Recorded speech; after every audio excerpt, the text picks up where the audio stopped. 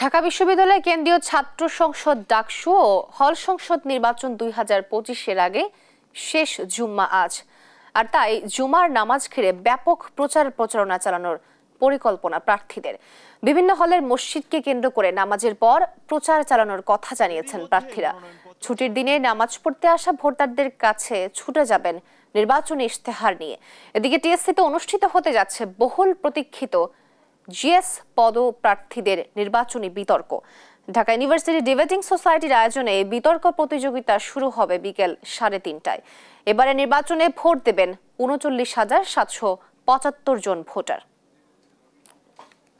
জমে উঠেছে ঢাকা বিশ্ববিদ্যালয় কেন্দ্রীয় ছাত্র সংসদ ডাকসু ও হল সংসদ নির্বাচন। এ বিষয়ে জানাতে বিশ্ববিদ্যালয় ক্যাম্পাসে আছেন আমাদের সহকর্মী তন্দ্রা তারুণ্য, সেখান থেকে যুক্ত হচ্ছেন তিনি আমাদের সাথে। তন্দ্রা, ডাকসু নির্বাচন নিয়ে উৎসাহ উদ্দীপনা সম্পর্কে বিস্তারিত জানাবেন আমাদেরকে।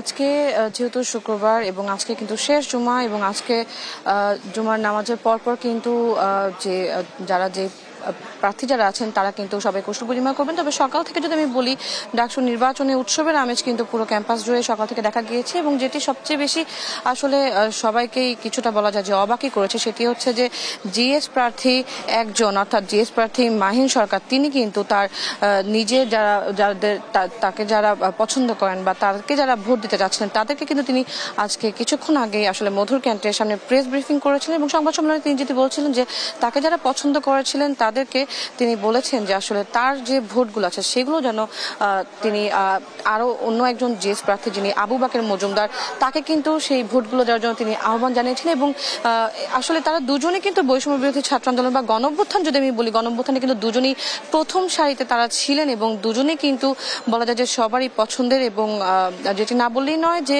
মাহিন সরকারের নিজেরই কিন্তু তার যে প্যানেলটা ছিল সেই প্যানেল কিন্তু তাকে নিয়েই গড়ে উঠেছিল, তার জন্যই গড়ে উঠেছিল। এবং তিনি যখন এখন আসলে আহ্বান জানিয়েছেন ঢাকা বিশ্ববিদ্যালয়ে যারা রয়েছেন, ক্যাম্পাসের শিক্ষার্থীরা আছেন, তাদেরকে তিনি আহ্বান জানিয়েছেন এবং বারবার যেটি বলছিলেন যে আসলে যে তাকে যারা পছন্দ করেন বা তিনি চাচ্ছেন যে আসলে জিএস প্রার্থী হিসেবে যেন বা জিএস পদে যেন আবু বাকের মজুমদার তিনি যেন নির্বাচিত হন, সেটি কিন্তু তিনি জানিয়েছিলেন। এবং এটি কিন্তু আসলে কিছুটা ভিন্ন ধর্মের একজন জিএস প্রার্থী, তিনি কিন্তু অন্য একজন জিএস প্রার্থীর জন্য আসলে সবার কাছে বলছেন, এবং অন্য একজন জিএস প্রার্থীর জন্য তিনি বলছেন যে তাকে যেন জয়ী করা হয় বা তাকে নির্বাচন যেন করেন, সেই আহ্বান কিন্তু তিনি জানিয়েছিলেন। এটি কিন্তু কিছুটা বিরল হলেও এমনটা কিন্তু ঘটেছে, এবং এখানে কিন্তু ডাকসু নির্বাচনে যদি আমি বলি যে সমীকরণ যেটি আছে সেটি কিন্তু কিছুটা নতুনভাবে আবার ঘুরে দাঁড়িয়েছে এবং নতুনভাবে কিন্তু এটা আবার তৈরি হয়েছে। এবং আজকে এই সংবাদ সম্মেলনের পরে আসলে অনেকের মনে প্রশ্ন ছিল, এবং যারা আছেন গণমাধ্যম কর্মী যারা আছেন তারাও কিন্তু বারবার প্রশ্ন করছিলেন যে আসলে